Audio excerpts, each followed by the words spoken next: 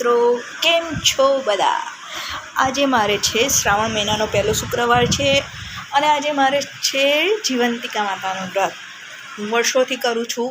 જ્યારે મારે બાળકો પણ નહોતા ત્યારથી હું આ વ્રત કરું છું, ફક્ત ને ફક્ત બાળકો માટે. આ છે મારા જીવંતિકા માતા.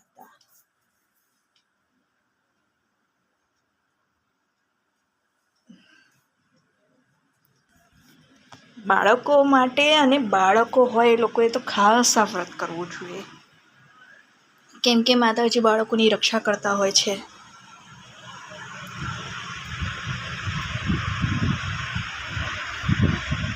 જીવનમાં તો હંમેશા તકલીફો આવતી રહેતી હોય છે, પણ તકલીફોને લડવાની શક્તિ માતાજી આપે છે.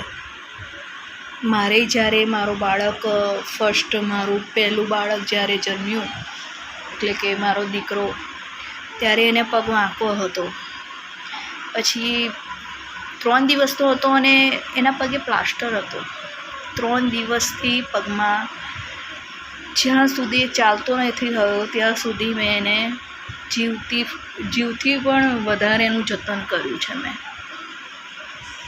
કહીએ ને કે બાળક ભગવાનનું રૂપ હોય છે, અને બાળક માટે તો કેટલું જતન કરતા હોય છે બધા. મેં પણ બહુ કર્યું છે, અને એનો પગ જ્યાં સુધી સીધો નથી થયો ને ત્યાં સુધી મેં રાત દિવસ એક કર્યા છે.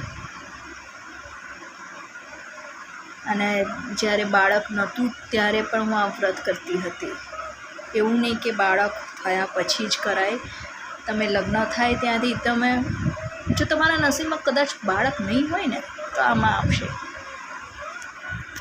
એટલી માતાજીમાં શક્તિ હોય છે. તો મનથી કરો, દિલથી કરો, ભક્તિ કરો તો ચોક્કસમાં એનું ફળ આપશે.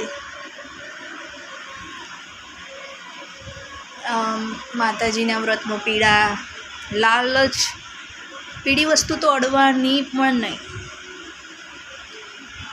જેમ કે કપડાં હોય, પડદા હોય કે કાંઈ પણ હોય તો પીળી વસ્તુ બિલકુલ અડાય નહીં. ફક્ત લાલ કપડાં પહેરવાના, લાલ વસ્તુ અડાય, લાલ ફૂલ જોઈએ માતાજીના. એમાં નદી નાળા ના ઓળંગાય. આ દિવસે ખાસ અમુક લોકો બહાર જતા હોય છે પણ ખરેખર બહાર ના નીકળાય. કારણ છે કે ઝાડના પડછાયાની નીચેથી ના ચલાય, નદી નાળા ઓળંગાય નહીં. અને બીજું કે ચોખાનું પાણી, જે ચોખા ધોઈને લોકો બહાર રેડતા હોય છે, એ પણ ઓળંગાય નહીં. અને તમે બહાર નીકળો આ વ્રત કરીને તો પછી એનું ફળ તમને મળે જ નહીં. એટલે કરો તો પૂરા મનથી કરો, પ્રોપરલી સારી રીતે વ્રત કરો તો એનું ફળ 100% મળશે તમને. મારા બાળકોના જીવનમાં બહુ તકલીફો આવી છે, પણ કહે છે ને કે એક શક્તિ એવી હોય છે જે હંમેશા આપણી પડખે હોય છે. આપણે મરતા બચીએ તો એમ કહીએ કે ભગવાનની કૃપા છે કે આપણો જીવ બચી ગયો. સેમ તકલીફ આવે તો ખરી, અને એનું ટાળવાનું કામ, એમાંથી ઉગારવાનું કામ માતાજી કરતા હોય છે.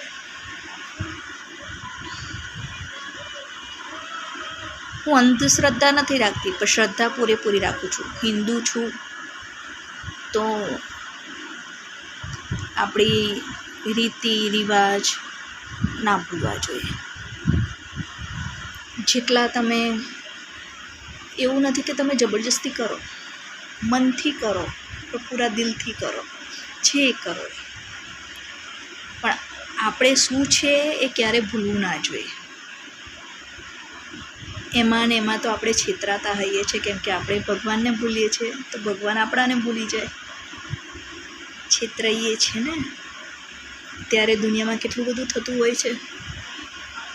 લોકો ફાયદો ઉઠાવે છે, ગેરમાર્ગે દોરાવે છે તમને. તો આપણા ભગવાનમાં શ્રદ્ધા રાખીશું ને એમના ડગલે પગલે ચાલીશું, એમના રસ્તે, એમની ભક્તિના માર્ગે ચાલીશું તો એ આપણાને ભટકવા નહીં દે.